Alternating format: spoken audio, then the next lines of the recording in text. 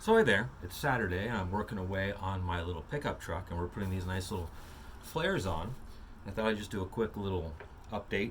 I'm going to try and put together a little video on the assembly end of it once it's on the truck without showing the wonderful world of rust removal and pulling things apart.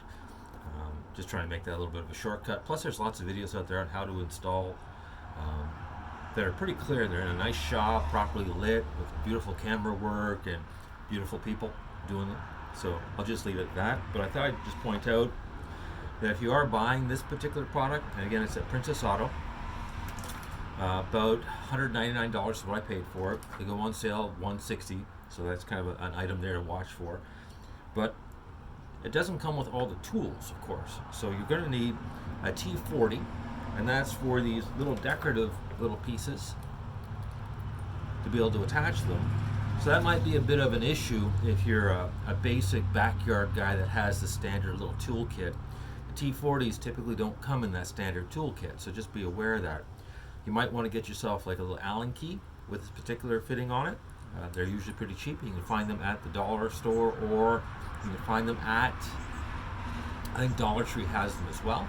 So again, a quick and easy little run there to get an affordable little tool that'll work. They're not torqued down to any particular spec, and they're not really meant to be doing any heavy duty kind of attachment, so a cheap tool would work. Now luckily I've got a Stanley package in the house, so I had one of these. But again, if I didn't know about that, I'd get everything all apart and I'd be frustrated because I wouldn't have the proper tool in place. On the back side, the bolt to attach it is going to be, strangely enough, a half. So it's not metric. So just be aware of that. I don't know where they're from or where they're built. It's not a metric piece, so just be aware of that. If you don't have Imperial, well then that's going to be a bit of a pain.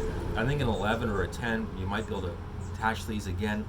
They're not on there really, really tight, but they're on there well enough not to fall off. Now the other option, there's enough room here that if you had some self-tapping metal screws with a nice big metal head on it, maybe like a 10 or a 12 mil might look nice on this if you wanted to permanently attach it to the fender. I'm doing a trial fit today. If they kind of look a little weird, or I need to attach a couple of these upper pieces, I might go and do that because I'm not that concerned about the rear fenders because they're nasty anyways. So again, this is just a quick little update as I'm doing my work. I do appreciate it. So again, T40, half inch. Screwdriver is helpful too. So again, just stuff you might need to pick up before you put this stuff all together.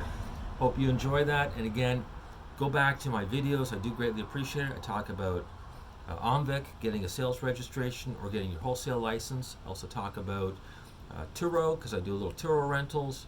And I'm talking a little bit about the car industry, kind of where it's going, what's going on from that standpoint. And I might even talk a little bit about automation, a few other little items. So again, check out my YouTube channel. I do greatly appreciate it. Check out my live section too, because once a week I do a live session where I answer questions. And I go through OMVEC questions, I go through Turo questions, a whole host of stuff. So thank you very much. Have a pleasant and enjoyable day.